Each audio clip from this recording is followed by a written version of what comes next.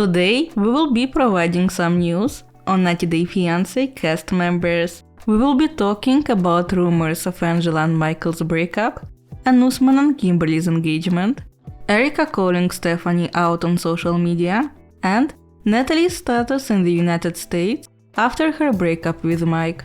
Stay tuned to find out why Usman claims that Angela used Michael and took his money, why Stephanie does not want to be on 90 Day Fiancé anymore, and whether Usman can marry Kimberly.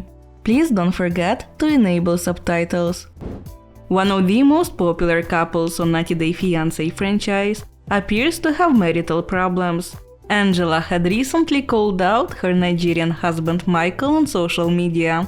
Michael had recently met the fellow Nigerian 90 Day Fiancé cast member, the self-proclaimed international superstar and King Africa, Usman aka Soulja Boy. Michael's friends, whom Angela called the goofballs, were also present during the meeting. The legend of 90 Day Fiancé. But I catch from that side though. I believe it anyway. Nice meeting you, bro. It is not meeting you actually. Same here. Hey yo, what do you do? The family of 90 Day Fiancé before 90 TLC. Nice meeting you, bro. Usman captioned the post, "Better days ahead." Interestingly, Usman tagged Michael's own Instagram page, which also confirmed he wasn't sharing a page with Angela anymore. Previously, Angela was heavily criticized on social media for not letting Michael have his own account. Angela and Usman have been adults since they appeared together in a 2020 episode of 90 Day Barzol. Back then, Angela accused Usman of being a scammer and giving Nigerians a bad name. During the 90 Day Barzol episode, she accused people like him of being the reason why Michael didn't get his K1 visa. Angela said that real relationships like her and Michael's were suffering because of Usman giving the country a bad rap. When Michael got denied his K1, it's people like that that make it hard for people that's real in relationships. And we're still together because we really love each other, and we're sitting here apart because people like him make it hard on the Nigerians that are real. Back then, Usman mentioned he never knew why Angela had come for him, since he'd never spoken to either her or Michael prior to that day. So, when Usman posed for photos with Michael recently on Instagram, fans were more than surprised. Angela recently called out both Usman and Michael and blocked her husband. Angela posted their photo with the caption, "Birds of a feather flock together," and inserted crying laughing emoji on top of Michael's face. Angela posted a screenshot of her WhatsApp conversation with Michael, where he wrote it wasn't cool to call them out and block him on Instagram. Angela captioned the screenshot, "While I hit a nerve, truth always comes to the light." It's plausible that Angela is just furious that Michael met up with her 90 Day Fiancé arch-nemesis Usman behind her back in Nigeria. While Angela and Michael called it quits during the 90 Day Fiancé Happily Ever After Season 6 tell-all, she confirmed that they were still together and they were waiting for an update about his spousal visa. But, judging by Angela's recent behavior on social media, she is having marital problems with Michael. Usman went one step further and reposted Angela's story by writing, "So, this scammer called Ange Devil, now calling me and my innocent brother Michael names. After using him to film for over 4 years and used all his money from Cameo." Usman alleged that Angela used Michael's money to buy herself a house, and she still refuses to take him to the US and leave him. But, in his reassuring note for Michael, Usman said, quote, "Michael, don't worry, I will personally take you to America." He also added an American flag emoji for more impact. Angela responded in a TikTok where she said, "Who do you think you are?" in front of Usman's picture. Interestingly, there were some rumors that Angela and Michael have broken up in the past few months. Angela was spotted in New York by a fan and shared that she is filming for another season. People started to speculate that we might see Angela on the next season of 90 Day The Single Life. However, some sources claim that Angela and Michael are considering working on their relationship. As a reminder, the decision on Michael's spousal visa was last expected to be issued in March of 2022. Speaking of Usman, there are some rumors about his relationship status with Kimberly. Soulja Boy and his potential girlfriend Kimberly are current cast members on 90 Day Fiancé before the 90 Days. Despite the fact that their relationship on this season isn't moving in the right direction for now, with Usman refusing to sleep with Kimberly, there are some rumors that they're actually in a serious relationship now. Kimberly recently flaunted a ring in her Instagram post. An Instagram account at 90 Shots Fired posted that Kimberly is allegedly in Sokoto, Nigeria, with Usman. According to her source, they're filming for 90 Day Fiancé, and there will be a scene with that ring. As Usman's ex Lisa recently revealed, she and Usman are still legally married in Nigeria. Lisa, who remarried last year in the United States, has admitted to committing bigamy. When it comes to Usman though, he can marry up to 4 wives in a religious ceremony. However, according to at 90 Shots Fired, only 1 wife can be on the official marriage registry.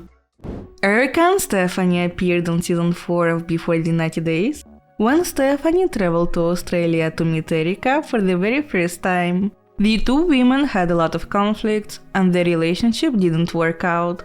They haven't talked to each other since the tell-all filming in May of 2020, and Erika felt that Stephanie used her to get on the show. Recently though, Erika had to address Stephanie's behavior on social media.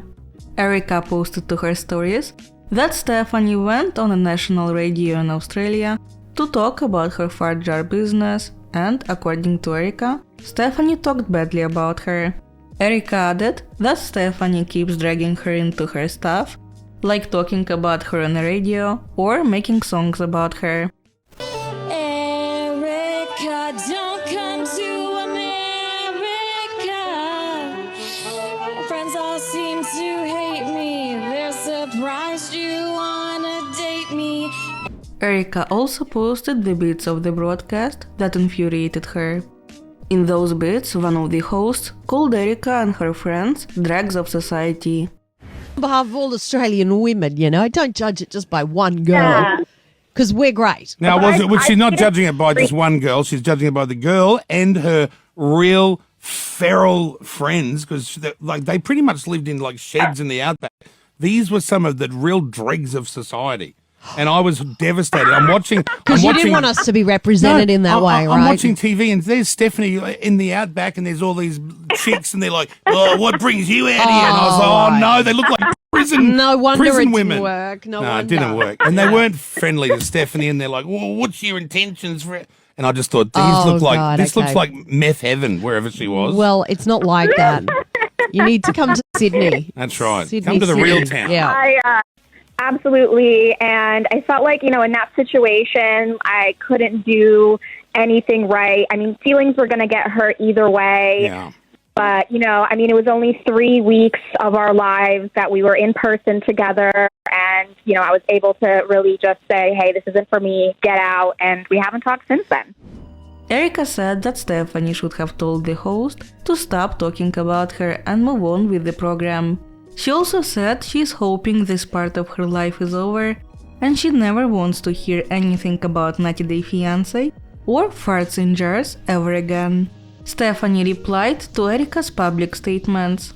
Quote, I guess being interviewed and asked a question about Erika and answering it politely is now called talking shit. By the way, I said nothing hateful in my interview, merely replied to a question. She added, she is now receiving dozens of hateful messages from Erika's fans calling her names. She also posted some stories about how 90 Day Fiancé fans are being mean to her. And reading comments from angry 90 Day fans. And someone's like, here before she turns off the comments. and someone else called me a skid mark, all because the person that I appeared on before the 90 days with said something about me saying something hateful, which I didn't. I just answered a question in an interview.